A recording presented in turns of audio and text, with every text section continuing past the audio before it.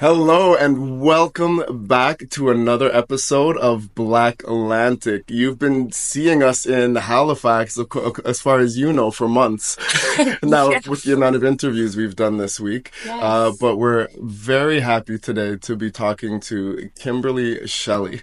And let's run that intro.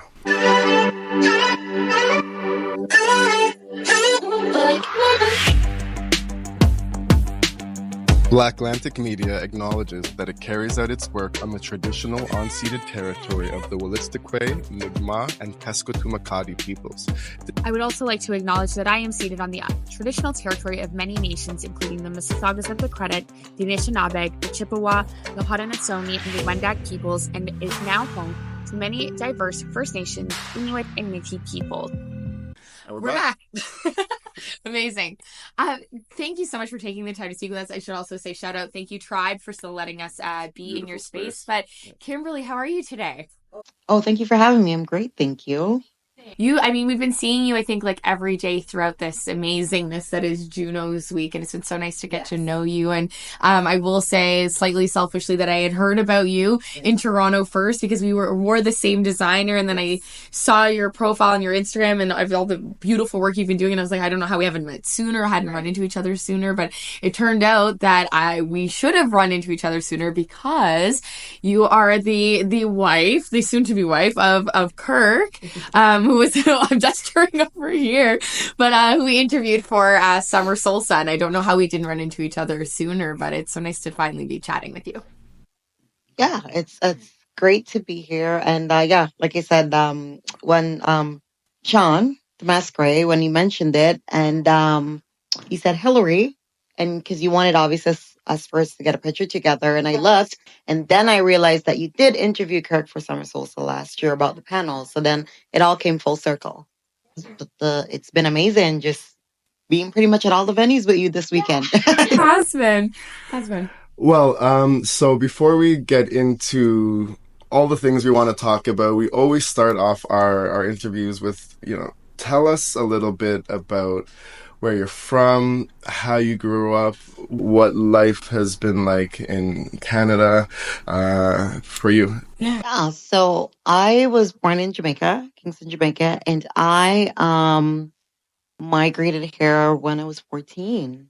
So my dad brought me here, and so it was a little bit challenging in that I guess moving away from my mom at such a tender age, like at 14. But what I do remember very vividly is just all the values she instilled, right? She was so much about just like community, progressive, about like education, and always just kind of empowering me and letting me know that I could do and be anything. So those values out here, and then my Christian values, and we brought that here. Being very active in church at that time and everything, and still doing that. So a mixture of community work and everything like that. And I think the faith and the values and everything really grounded me. And it was that transition then was easier. Just now being here, growing up to where now Canada is home, and I can't imagine going back to live, even though I love to visit. Because I spent the greater part of my adult life, especially here now. And so it's home. When you came to Canada, did you end up right in Toronto? Were you in Brampton? I was in Brampton. Okay. I was in Brampton. So I grew up in Brampton and went to high school in Brampton. And then when I went to college, then I moved to Mississauga. And then, yeah, it's been a little round trip, Mississauga, Oakville, back in Brampton now. What was it like growing up in Brampton? I mean, it was so at the time when I just came, it was good because I think they were having like a little bit of an influx of some people like that came from Toronto. And so there was lots of Caribbean families and stuff at my school at Heart Lake where we grew up. And so it was good. It wasn't really that much of a culture shock apart from the cold and everything like that. But yeah, I just remember it being cool. I remember like walking the hallways and like, oh, we see this. I think I saw this in the episode of Lizzie McGuire or something. Like these hallways with the lockers. That's pretty cool to be able to at your locker. They used to always have those scenes. But in terms of there was a good mixture. And yeah, so you had like kind of that balance of like the Caribbean roots. And then, the other people were just kind of fascinated, or you're from Jamaica. And then they started to have the accent, which we now learned that that's just like a Brampton, man. Everything like Yeah. that, the whole thing. Right? So, but it was good. It was good. I feel like it was a good time. And I came like right at the beginning of high school. So in Jamaica, high school starts at grade 7, which technically is middle school for you guys. It was a perfect time. So I just finished 7 and 8, right? So first and second form, they call it. And then I just came here for 9. So most of those people, you kind of just became friends and you were there for the whole time. So it wasn't kind of like in the middle. So that ended up working good. Yeah. So we went to school. Yeah. Lots of Caribbean culture. Went to school with Havaya. She's younger. She's like a year younger than me, but we were there for the same time for 2 or 3 years. Know that. Yeah, I didn't know that either. May I ask one more question? Yes, of course. How did you find the education system between Jamaica and Ontario? Because when my father was growing up, I don't know if it's still like that in Jamaica, but past grade 8, like if your marks weren't high enough, you weren't even allowed to continue school. Like you really had to. You definitely have to pass to advance, obviously, to the next level. So, for example, they have like primary school, which is what I guess we call elementary here. And so you sit an exam. At the time, it probably was common entrance. And then when I took it, they just changed it to what they call GSAT. So you have to get like even a passing grade to go to like a particular high school because it's all ranked. It's kind of different. It's not like, okay, you just go here based on where you live. It's kind of like we have all these traditional high schools. And if your grades are at a certain, thing, level or whatever the case, then you have these set of high schools and it's known, right? So if you go to these type of schools, then it's known. Then you have like maybe the comprehensive one and it's kind of a little bit below. And mind you, people do well in all the aspects because sometimes people just learn at different levels, but it was kind of known like, oh, depends on the high school that you go to, kind of like an indication of like, your brightness then, if you will, how studious you are or whatnot. And so, yeah, you definitely have to do good. And as you know, like being in the Caribbean, that's something that and I'm sure everywhere pushes it, but it's really potent. Like, you know what I mean? Like if you get 80, you could have gotten 90 or you could have gotten 100. You know what I mean? Right. I just think there's this conception that the Canadian education system is so amazing and people don't realize that in a lot of other countries. So I think especially for Jamaica. So when I came here, especially in grade 9, I remember like things that we were learning then, I already knew some of those. So for example, I feel like, and then what happens when you're there, you just kind of became lax to that instead of like, oh my God, I'm going to advance to skip a grade. So you're like, okay, it's kind of monotone. I'm at this level. I know this. I'm just going to kind of cruise this year. Whereas if you're back home, you'd be now going to the next level. Right. So, they're very big on, like timetables and all that stuff. Like when I came here, I'm like, they're using calculators for that. Like we have to know that out of our head. You got to know those basic maths. Like you got to know all the stuff. So that I think the bigger part of the transition in terms of the education system would have been 9, but then by the time you finish grade 9, it's kind of like you balanced out. Not to like digress, like obviously still the good grades and stuff, but in terms of like being that more motivated to be like above them.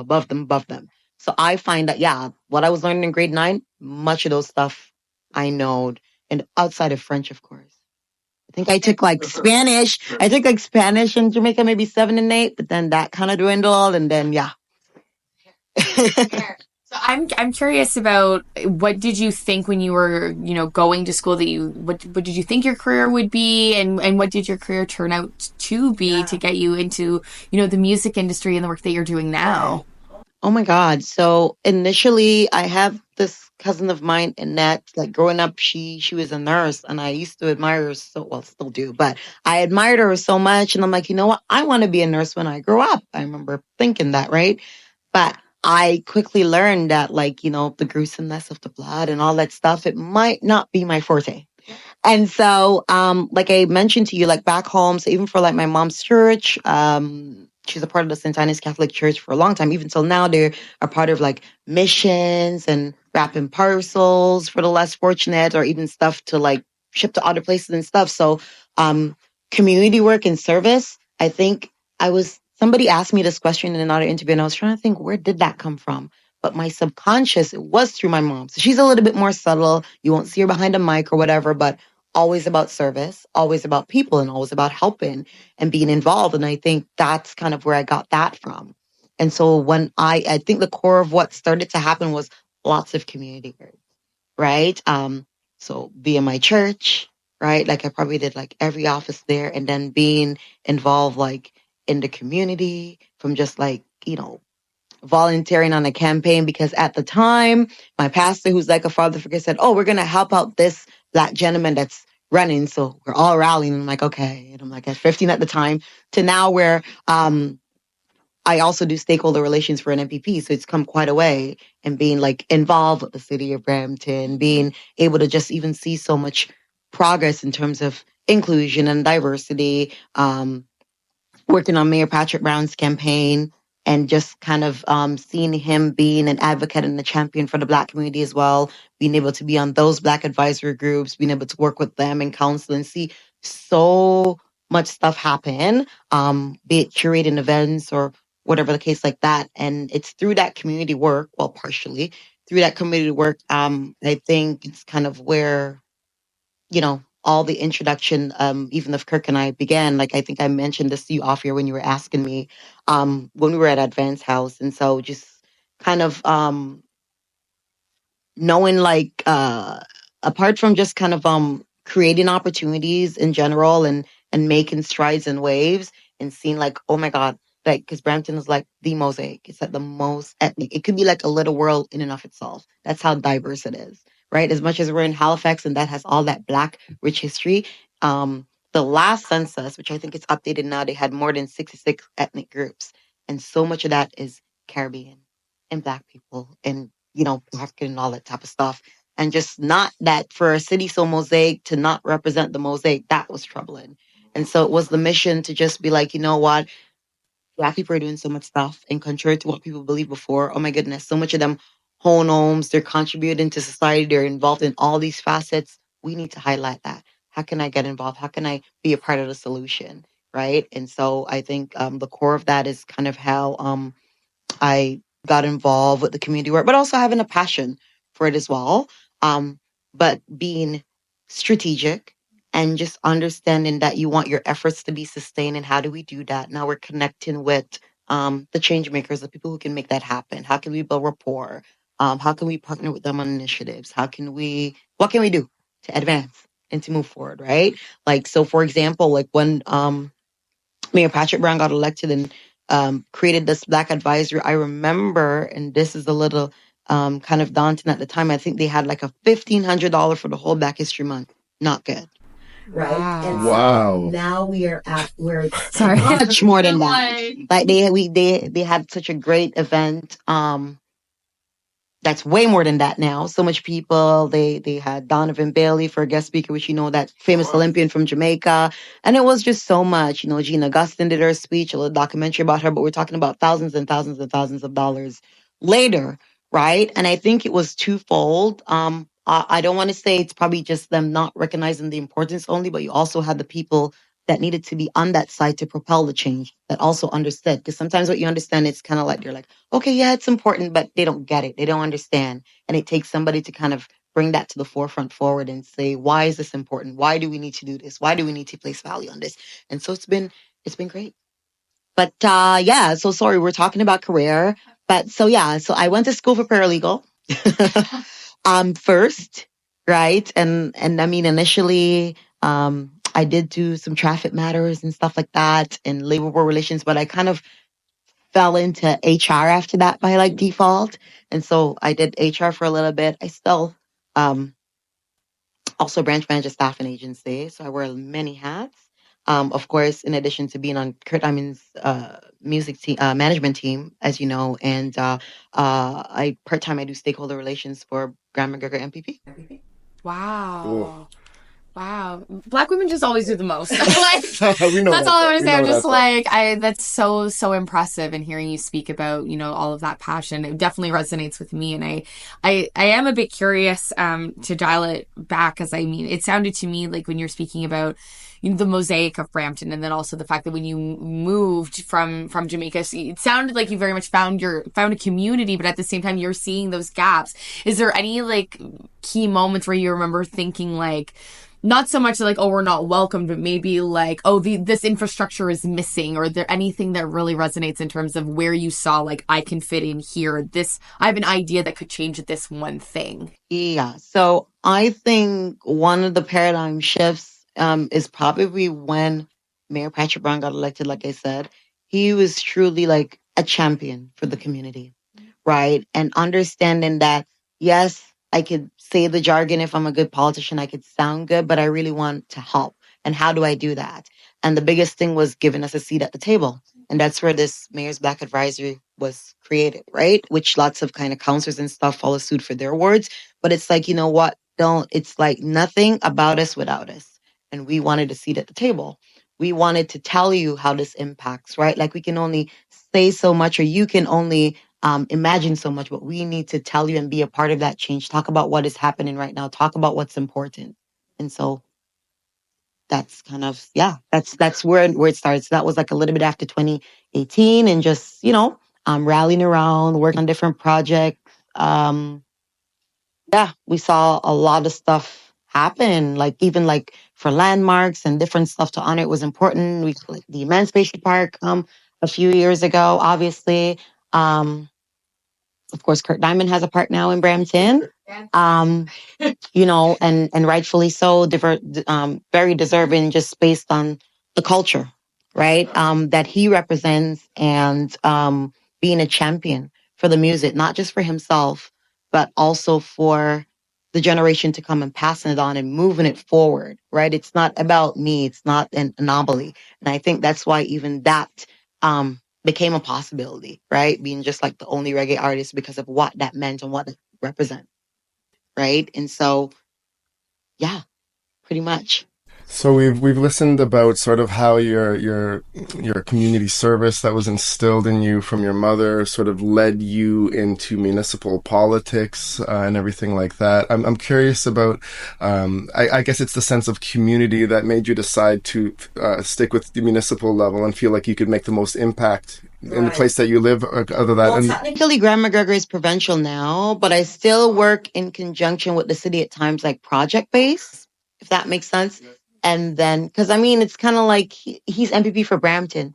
And what I've found, what you really need, especially to champion things, you need all levels, right? So if it's like bigger projects and stuff like that, especially like for funding and whatnot, if the city is in on it and the province is in on it, then you're in a better position than if you're fighting to and fro, right? Absolutely. So, have you ever had a chance to sit back and take the time to reflect on like your proudest moment in the work you've done in politics, or politics specifically? Like, the funny thing, I call it like community work, because that's really what it is. It's about service. And even for politicians and whoever, it's about service. It's about the people. It's about how do we empower the community? How do we make it better, greater, etc. And so it's about services. So initially, it was lots of kind of boards and stuff like that. And I don't even know when I kind of fell into it and realized that it went kind of into like a politics kind of phenomenon, like doing the community work. Because what happens, and rightfully so now, that I do stakeholder relations for Graham, I was a stakeholder. So we're like, okay,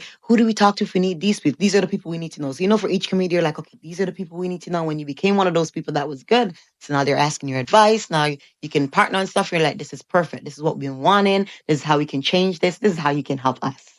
Right. And so that's, pretty much where that is right now.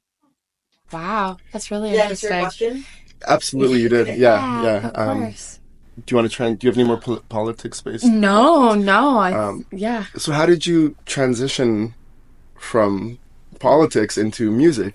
So what happened, as we're talking about, I think it worked hand in hand, because I've always been passionate about the arts, honestly, and always been a lover of good music. So even though like being a Christian and like, Pentecostals especially are very hardcore, still always been a lover of like good reggae music, right? And that back in the day, just partially probably because of lack of knowledge too traditional, it's just like, okay, no, you should only listen to gospel music, and that's what you should be feeding your soul, right? Because you are a Christian, right? But when we're talking about reggae specifically, like, reggae in and of itself has so much soul. It's food for the soul. It's good music. It's the message in the music. So even though I have a reggae beat, it's the message what's really important, right? So it doesn't really even have to say hallelujah to be true. And now I've seen full circle moments where we even have like gospel artists, Jamaican and otherwise, where they're even bringing in like these reggae beats now to just unite everything. Because, when music hits, it feels no pain. So it doesn't even matter how you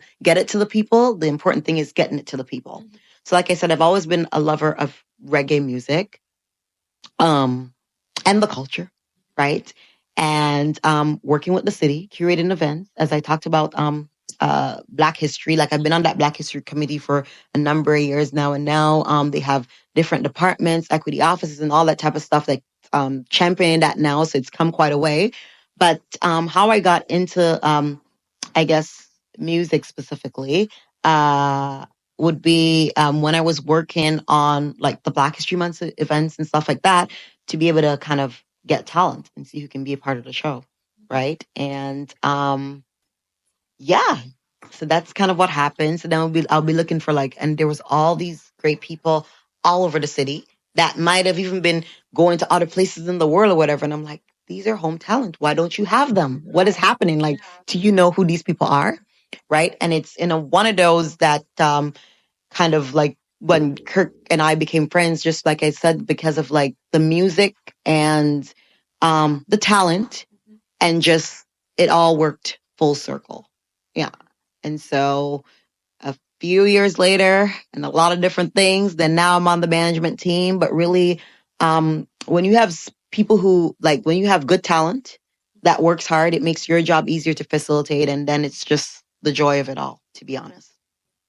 Absolutely. I'm curious, in terms of like the music management role and then all the other hats that you have, would you say that there have been a lot of transferable skills or things that you've learned in other roles that have made it so much easier? So 100%. So I've been branch managing an HR firm. So HR, right? Management, human resource management, which I also went to school for. So certainly the management piece was certainly a transferable skill. Other stuff you've had to learn as you go and you're still learning, right? And Kirk being in the industry for so long, then some of those things obviously has helped, and we kind of like volley back and forth in terms of making it work all together. So some of the more music stuff, then now I'm learning that on account of him, but some of the more management things and transferable and the businesses and the opportunities or whatever, some of those are pretty much the same. So we kind of mirror the best of all he knows and has been pretty good at. And then that management piece and my passion for it, which you need, and kind of married it all together in a nice cake. And then here we are. Here we are. It makes a lot of sense with reggae music, specifically roots reggae music, having such a deep founded origin in political politics and activism and the like. And I can see how that blends with everything else you've been doing. And regarding the Brampton artists touring around the world, like that's a tale as old as time. Like Canadian artists can be famous everywhere in the world except for Canada. Yeah. I remember hearing Cardinal Official having like a #1 hit around the world with Akon back in the day, and then he was telling a story about Canadian radio stations asking him like, "Oh, are you CanCon?" Like if like a #1 hit Billboard, but they were hesitant to play his music. They wanted to make sure that it would fall within their required. Yeah, so ridiculous. So you were integral in helping to keep some of these Brampton artists.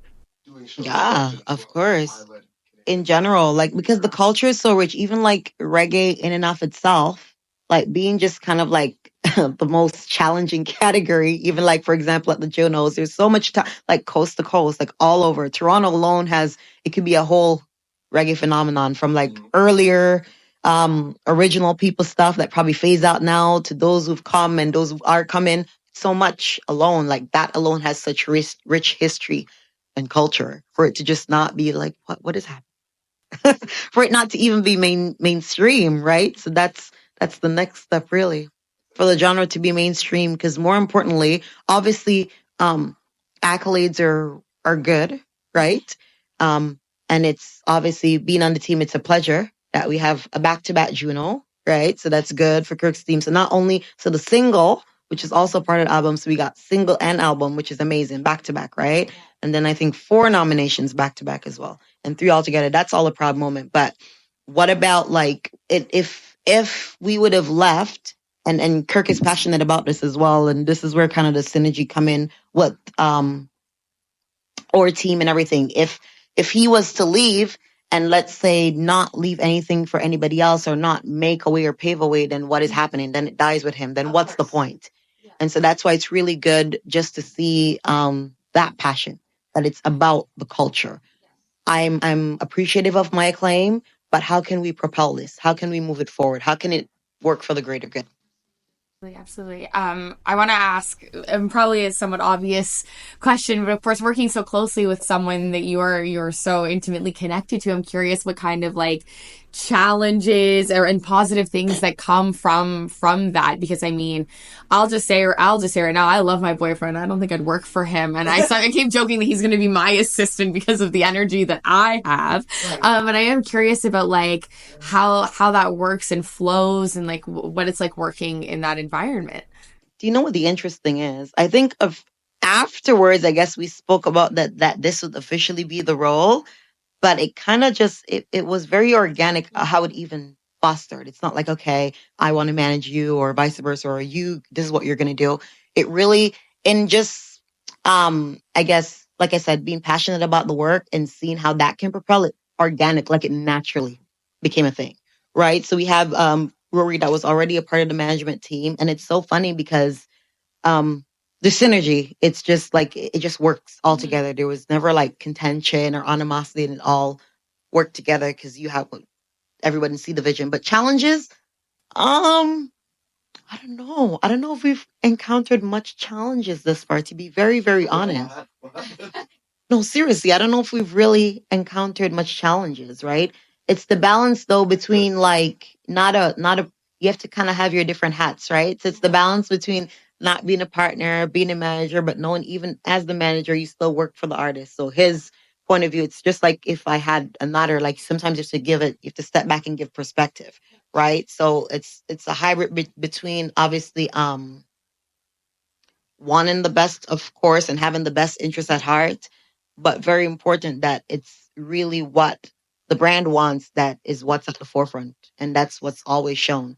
And you find a hybrid in between that to work, right? Because at the end of the day, that's the talent. And if it was somebody else, it doesn't even matter. Friends, no friends, relations, that doesn't matter. It's about like, do we get this message across? How are we working together? How am I empower or him empowering me to do that job of management, but still it has to be a reflection of him because that would be a disservice. So it's find that balance. But having managed people and having like headed committees and doing a lot of stuff, and you kind of understand that role. And I think, I don't know, maybe he'll say something a little bit different when you speak to him, but I think we've found a good balance to kind of manage it all. Amazing. Okay. Amazing. And yeah, by no means a hot seat. Just like I said, I imagine that like if my boyfriend were for me, I would crawl in bed at night and be like, yo, you didn't post that TikTok right. Like I would still be mad at 12:30 in the morning, but that's more about me. I mean, obviously you'll have times like, what about this? What about that? But like I said, you just kind of have to find the balance too, right? And then you can't like run it around the clock as well, because then how do you get the balance? You know what I mean? So that's I think it's the nature. It's the balance is the name of the game. I've worked with my my partner for 11 years now in business ownership, and I think one of the biggest challenges we've had is being careful not to bring all your work home. And bring all your homework, because when you go home from work, you can complain about work to your partner. Exactly. And they can be like, "Oh, they're such idiots," and I support you. but when you're working with, when the partner is the one that naturally you will have. I mean, naturally you will have overlap. It's life and it's common, right? Like you're talking about stuff, especially if it's stuff like like Kirk lives, breathes, and moves like music, reggae music. Like, when am I not going to talk about music? Like, you know what I mean? And you also love it. But it's about just, making it like, you have to just know when to switch it off and like, you know what? Okay, tomorrow we're doing this now. Or you know what? 9:00 we pick up Kirk Diamond business again, or whatever the case may be. Yeah. We've gotten good at that. Yeah, that's important. I heard Kirk say yesterday that when he was getting his start in reggae, the infrastructure wasn't there. Him and other artists had to kind of create the the pathway for reggae. I heard you mention today that it's very important to you to pass things down to next generations and stuff like that. Well, it's important to Kirk, but being on the team, it's for me to how do I champion that for him? Okay. Well, important to me too, of course, but legacy work. I guess what you're saying though is that we always hear that Africa's having their time now. It sounded like you were saying that you still feel that Canadian reggae has not had its moment yet, and that's still coming. So I want to hear your feedback on. Like there has been minor like things, but it's still like all the dots are not connecting. So what really stood out to me. I don't know if you guys remember. So last year when Kirk won, he was talking about it just being for the culture and that he wants reggae to be mainstream. And that's where we're really at. Like I'd love the day where we have like more than one like categories instead of a recording. Are we gonna have like a reggae album and then a single or whatever else? Like we have dancehall, we have so much stuff, right? And when it start diversifying and see more of an importance, that's when you're closer to mainstream as opposed to kind of like, okay, it's just like you have a category. And so, but a part and portion is the people who are knowledgeable and who knows more about it should be actively a part of that, because sometimes when there's gaps, there's a combination of things, right? It maybe it's not necessarily, yes, they do need to do better, but do they know how? Like, how can we help them? And then are they willing to now take that advice? So it's a little hybrid there. Yeah. I think there's still definitely work to do. Lots of work to do. It's not near. And I feel like I know this is the time more than ever. I don't know if it's because I'm sitting on Halifax ground, right? And the history that it should be, right? Like, you're in, obviously, Toronto already has that vibrant culture. I mean, it seems like, I don't know how much other reggae people are here, but, we have Jamaica that's here already. And it's just like, very passionate about that. And we're talking about East, West, like everywhere. So this should be, I think that's the next step. Like there's still work to be done, right? Maybe it's getting a little bit closer, maybe much slower than you'd like to imagine. Then would hope, but hopefully slowly but surely. But it's incumbent on all the makers of that to make it mainstream, right? So Kirk's, Amoy's, everybody, right? Esco, Cairo now, which is coming up, which is just kind of like, an old soul about the culture, but kind of from a different era in like this 15-year-old body. So it's incumbent on those who are in it now to also bring it forward, and it has to be a united effort, right? So yes, Kirk won this year, and obviously lots of other people have been won and nominated, but it's about everybody pushing that mantle. That's when it's going to get forward, not just one, right? And being committed to that over and over and over again for you to see change. Absolutely. I got lots of questions. And Amiga as well. Amiga Mighty. You were just mentioning off, right? Right, yeah, of course. It's incumbent on all of them, Omega, yes. I just, this is a very broad question. Like, what's it like to be in the music industry? Oh my goodness. I feel like, what helps? Because I think I'm not originally from the music industry, then my lens are also different. And I think that's good. That's beneficial. That can be beneficial sometimes. Because, sometimes when you look at things from that, like knowing, because all of this stuff and whatever, then you come with a preconceived notion, right? Like if I walk into like a HR seminar, I kind of know, like, you think you kind of, most of it already, but coming from it from a different perspective, from more, like I said, being passionate about it and you bring a different perspective to it, really.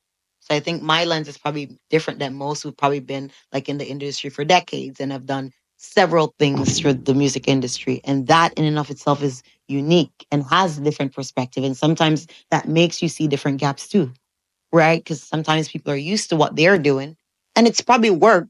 Maybe it could be better, right? So I think not being in music from the get-go has its...